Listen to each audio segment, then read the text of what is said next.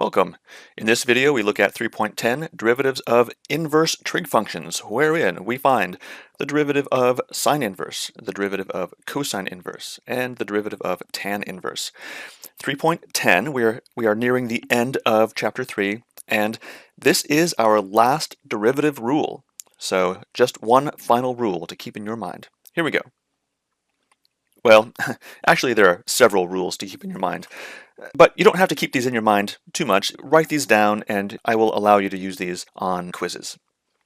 So these are the rules. The derivative of sine inverse of x is 1 over the square root of 1 minus x squared. The derivative of cosine inverse x is negative 1 over the square root of 1 minus x squared. Look, the only difference between those two is that negative sign. And the derivative of tan inverse is 1 over 1 plus x squared, which actually has kind of a nice look to it. It's very simple.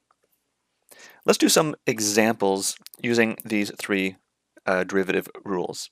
So first one, the derivative of sine inverse of x over 10. I just plug in x over 10 into the function. So 1 over the square root of 1 minus x over 10. That stuff inside being squared there. But I'm not done, because this really is a chain rule. I have something more complicated than simply x, so I need to multiply times the derivative of x over 10. What is the derivative of x over 10?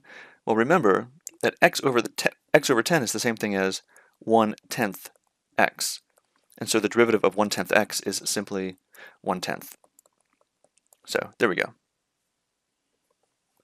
How about the derivative with respect to x of cosine inverse of e to the 5x plus x cubed? All right, similar to before. I just put a negative 1 on top, okay, big square root on the bottom, 1 minus, and then all that stuff squared. So e to the 5x plus x cubed, all of that squared. But then I need to multiply times the derivative of that expression. So how about 5e to the 5x plus 3x squared. There we go. And if you'd like to, you can throw that up on top with a negative sign. And our third example using tan inverse. Let's see the derivative of tan inverse of 6 over x. So let's just follow the rule like it is on the top of the page. 1 over 1 plus 6 over x squared. And at this point, this is where I do see a lot of mistakes, because now you need to take the derivative of 6 over x. Well, remember the derivative of 1 over x. The derivative of 1 over x is negative 1 over x squared. So the derivative of 6 over x, by my constant multiple rule, is negative 6 over x squared. So 6, I'll put a negative on top there, negative 6 over x squared. There we go. So those are the three derivatives of inverse trig functions. Those aren't the only three inverse trig functions, though. We also have three others. There we go. Secant inverse, cosecant inverse, and cotangent inverse. Once again, go ahead and write these down so that you can use them during the quiz. We really won't use these all that often. We primarily focus on the top three. I think maybe in the homework problems, 1 or 2 problems use some of the more bizarre functions down at the bottom. Let's do some examples. One of the nice things about inverse trig functions is you might first think to yourself, when in the world am I ever going to use this thing? How in the world could the derivative of an inverse trig function have application? But here are some nice examples. And really, we see how angles and lengths are related. And the derivatives of inverse trig functions help us see how an angle changes relative to a length. We'll see some examples. Here, a hot air balloon moves vertically. The launch point is 50 meters from an observer. What is d theta dy? So theta is this angle down at the bottom. I want to know d theta dy. Basically, I want to know, how does theta change relative to a change in y? As y moves a little bit, let's say as y moves 1 meter, then by how many radians will my theta change? Incidentally, the answer actually depends on y. If we start off low and we move 1 meter, then the angle will change quite a bit. But if we are up high and we move by 1 meter, the angle doesn't change that much. So our expression for dy d theta, we should expect, actually has the variable y in it. Let's see. Beginning a problem like this, you look at the information that's given and you see if there's a trig function that relates them. The pieces of information are theta, 50, and y. How are those three numbers related via trig functions? And the answer is the tangent of theta is y over 50. Do you see that? The tangent of theta is y over 50. So let's solve for theta. Theta is tan inverse of y over 50. And now I can really find this expression that I'm looking for. I can take the derivative of theta with respect to y. And we get, like what was on the previous slide, this expression 1 over 1 plus the argument squared times the derivative of the argument. So the derivative of y over 50 is 1 over 50. And now what often happens with these problems is that there's a bit of algebra that we can do to simplify the solution. The first thing I might do is just multiply those two fractions together. So I put this as one fraction. There's the 50 on the outside, and I did one other simplifying move, which was this y over 50 squared. I changed that into y squared over 50 squared. Now, let's take that 50 and distribute the 50. So we get 1 plus y squared over 50 in the denominator. Next, I have a fraction in the denominator. Let's get rid of that fraction. So I'm going to multiply the top and the bottom both by 50. And we get 50 over 50 squared plus y squared. And that simplifies it as much as we can. And look at this. This is our solution. Like we predicted, it has y in the solution. And this is in radians per meter. Think about those units for a little bit. Radians per meter. This is telling us how the angle changes relative to a change in the height. We can read off radians per meter, incidentally, from our original expression, d theta. Theta is measured in radians, and y is measured in meters. So our answer will be in terms of radians per meter. And this tells me that for some particular y value, if my y changes by a meter, then how many radians I expect to change also. Let's do another example. Example 2, a winch pulls a boat to the dock. In this case, the value of L, that's the hypotenuse of the triangle, is shortening. And as L shortens, that theta is going to open up. It's going to get wider. So how are the length of L and the measure of theta, how are those related? What is d theta dl? And then in particular, let's actually throw some numbers in there. How does it look when L is actually 60? How does it look when L is actually 20? So the first step, let's see how the three quantities are related. I have theta, L, and 11. And it turns out that sine of theta is 11 over L. So solving for theta, theta is sine inverse of 11 over L. Let's take the derivative of both sides with respect to L. d theta dl. I plug 11 over L into the derivative expression for sine inverse. 11 over L, I need that derivative to be taken for the chain rule, and we get negative 11 over L squared that comes out at the end there. And then some algebra. Let's simplify this thing. Like before, let's multiply these two fractions together, and we get one fraction. This is where a trick is going to happen. Look at this. I have L squared times the square root of 1 minus, I'm just going to call that something else, m for the moment. Look what I can do. I can take that L squared and I can call it L times the square root of 1 minus m. This L, I can actually bring inside the square root as long as I square it. So that becomes L times the square root of L squared times 1 minus m. We sometimes see this when we're simplifying numerical square roots. For example, if I have the square root of 9 times 7, I'll simplify this to be 3 times the square root of 7. We usually think of taking the thing that's squared and pulling it out and taking it as the square root, but in fact I can do the opposite process. If I have a number on the outside, I can square it and bring it under the square root. So that's what we're going to do here on the right. We're taking one of these L's, I'm squaring it, and I'm bringing it inside the square root. So what does that do to my expression? I still have negative 11 on top.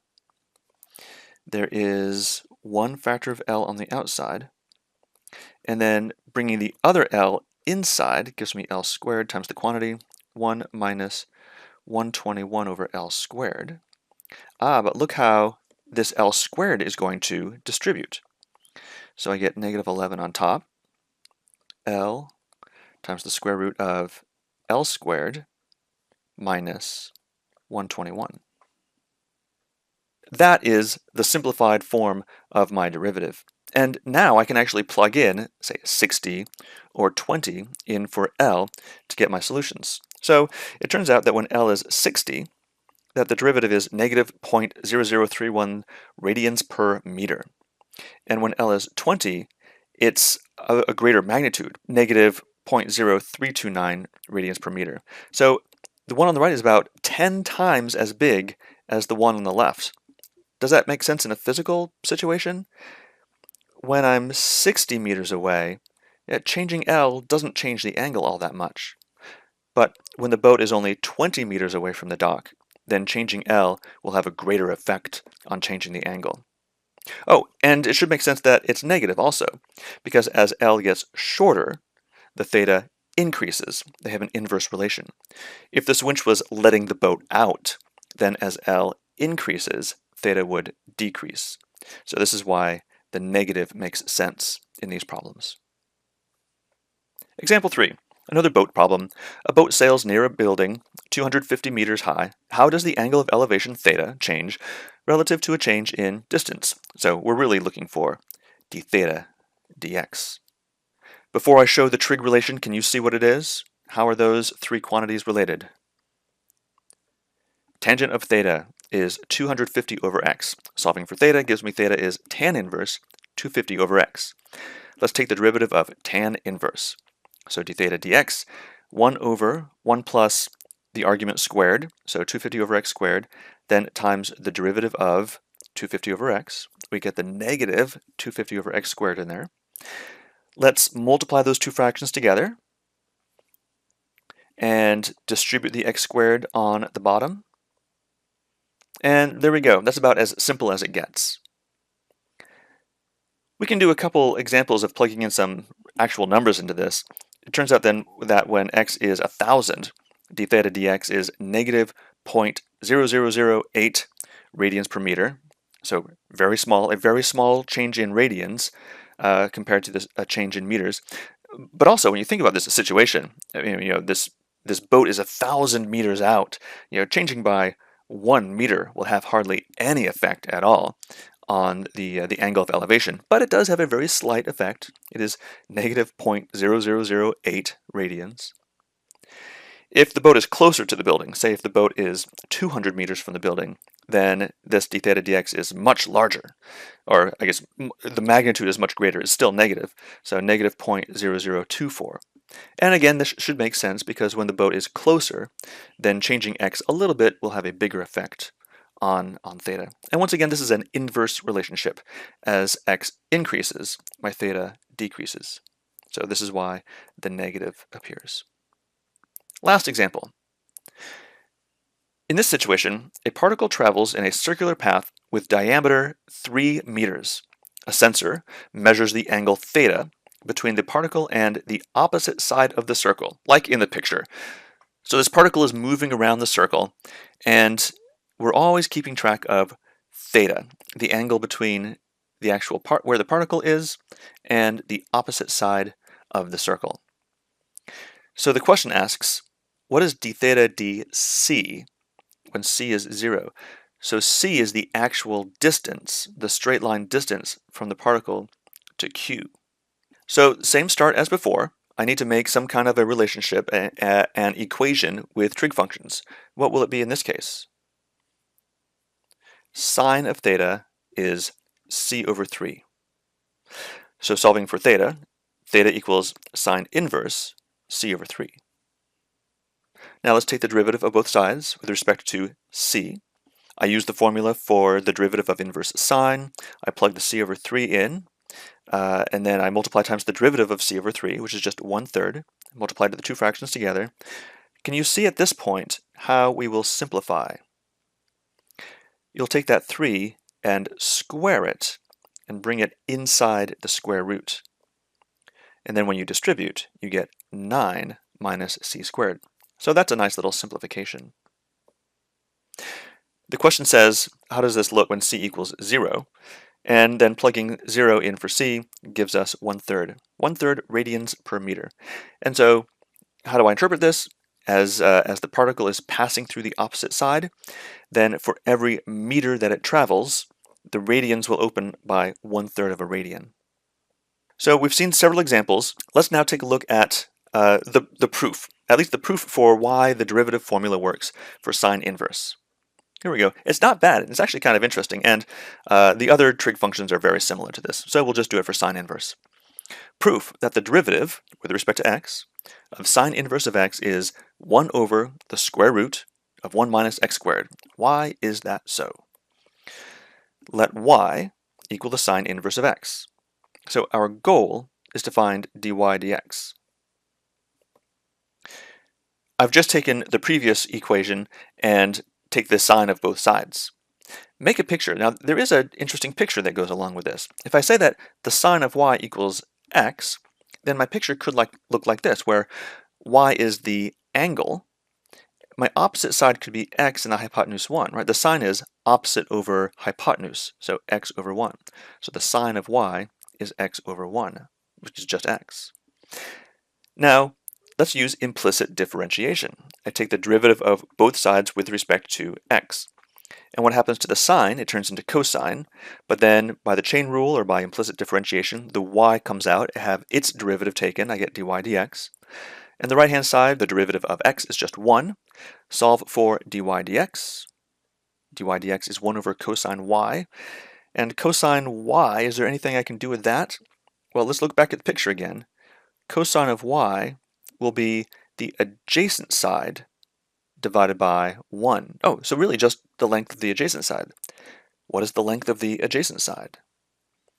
By the Pythagorean theorem, it turns out that it is the square root of 1 minus x squared. So cosine of y is the square root of 1 minus x squared, so that's exactly the denominator in this problem. Thus, the derivative of y with respect to x is 1 over the square root of 1 minus x squared, just as we hoped to find. All right, so this finishes our section 3.10 and brings us ever closer to the end of chapter 3. You know, the derivative rules for inverse trig functions are not that difficult. I mean, you can write them down, you can just plug them in. The trouble is being sure that you use the chain rule correctly, and also just be really careful with algebra. I think it is worth simplifying with algebra before you're plugging in answers into the computer. That way it helps avoid typos, but of course that does mean you have to do your algebra correctly. Okay, I will stop here.